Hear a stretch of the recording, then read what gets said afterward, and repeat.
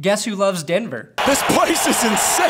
Yeah, I haven't heard this sound standing in the booth at this point. This is special. Tony fucking Romo.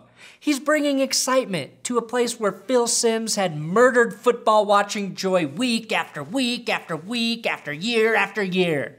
Another strong performance in the booth by Tony Romo, and he was asked if there's anything he can't do. He simply replied, Trigonometry and math. Fuck numbers. Welcome to That's Good Broncos. I'm Brandon. I can rush for more yards than Marshawn Lynch, LaShawn McCoy, Ezekiel Elliott, and Melvin Gordon combined Perna. The Broncos' run defense, aka ground control, is perfect. And the Broncos grinded out a 16-10 win at home against the Raiders.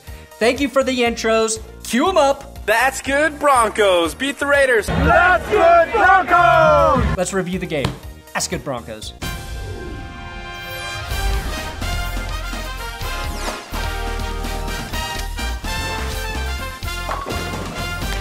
Now, did anyone else see the drama going on between the referees? We're not wife swapping anymore if your wife can't control her weight. It's not fair to me, John. My wife's hot. Leave your problems at home, boys. Speaking of wives, Tony Romo may be #1 in the booth, but at home, he is definitely #2.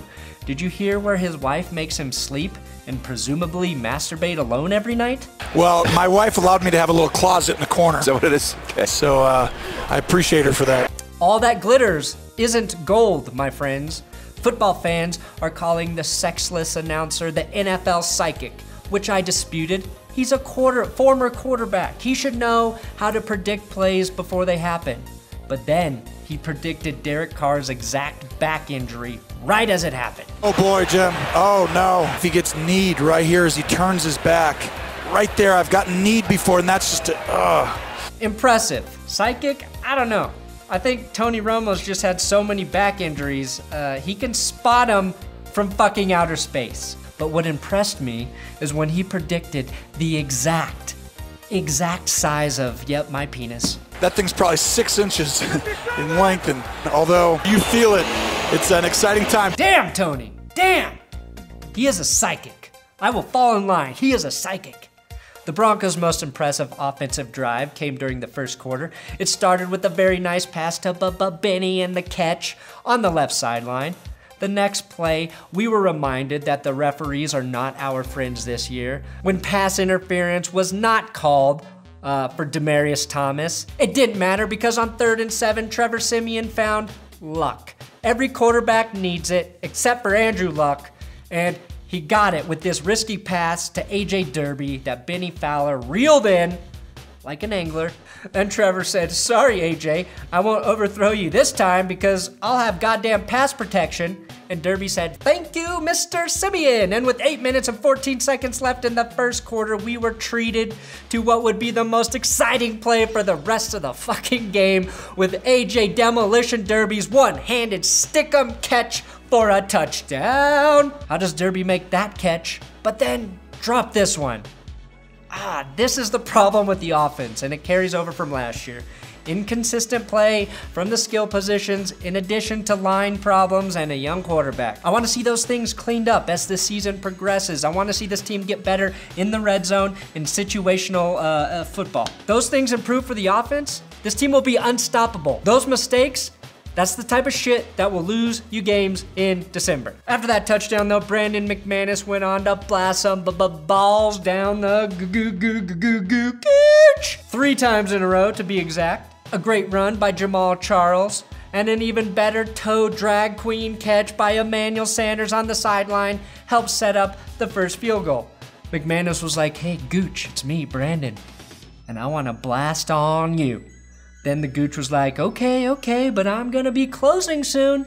I'm going to close my wide open Gooch when you least expect it on an easy chip shot. McManus was like, fuck you, Gooch, you wouldn't do that to me, the kid McManus, but then the Gooch did, and McManus missed his shortest field goal attempt of the day. Had he made that kick, he would have won the Big Dig Player Award because he had this touchdown-saving tackle, possibly touchdown-saving tackle. B-Mac is a pretty damn good tackler for a kicker. With those 3 field goals and the AJ Derby touchdown, the Broncos won this game 16-10.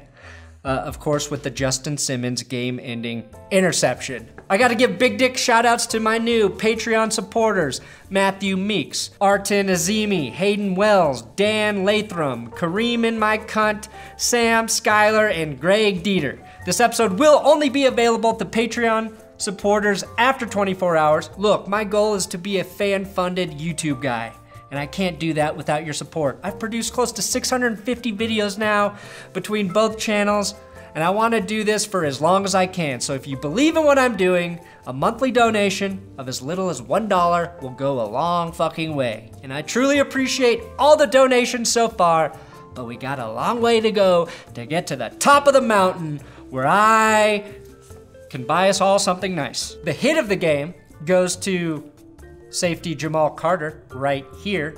Man alive, man dead! The craziest thing about this play is not the hit, but that I think Carter managed to do it after getting flagged for holding and falling on the ground.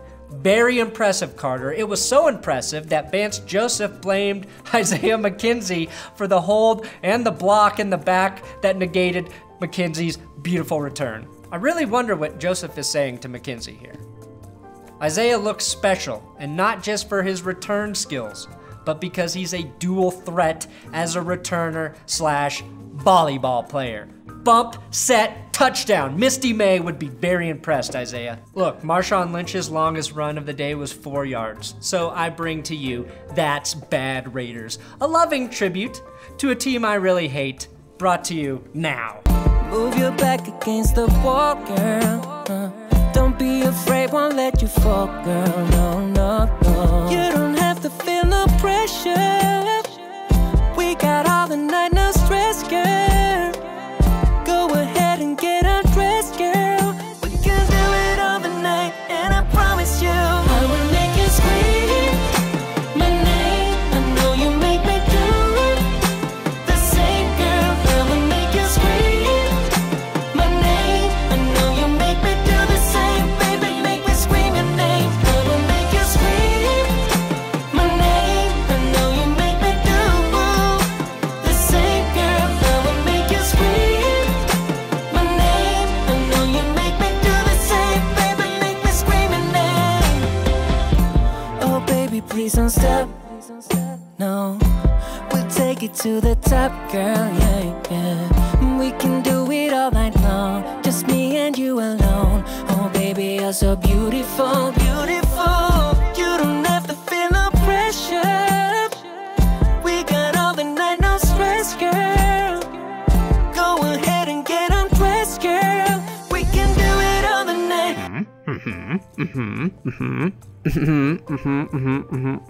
I'm not gonna find an orifice to fuck today, am I? Now we all know Michael Crabtree was out for the game, but where the fuck was Amari Cooper? His own teammates don't even respect him anymore.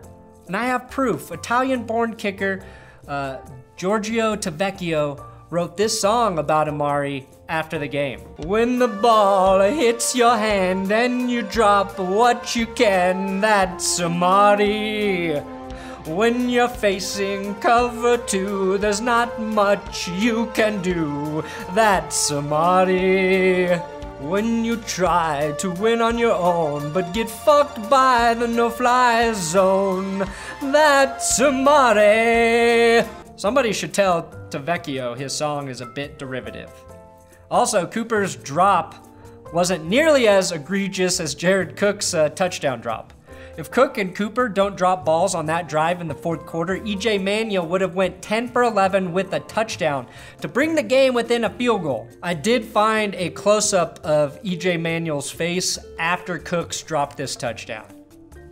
Yeah, he was a little upset. Trevor Siemian, Connor McGovern, Matt Paradis started a boy band, the 1010 Boys. They're like 98 degrees, but hotter. Paxton Lynch is waiting to see if he can tour with them as a reserve or possible backup dancer, maybe the fourth member. Siemian says Paxton is talented, but doesn't have the it factor to turn the 1010 Boys into an international sensation. Instead, they have their eyes on Jimmy Garoppolo, Mark Sanchez, and possibly Matt Barkley to fill in as the fourth member of the group. Barkley would be the silly, sexy one, of course. Now, for those of you who've been watching this show for a long time, you may remember Ed McCaffrey's lesbian sister on the Denver Broncos training staff. Well, I found her lover, which happens to be Rex Ryan's lesbian sister on the Raiders training staff. True love is all that matters in this world, and they have found each other and have survived living on opposite teams. Enemy versus enemy.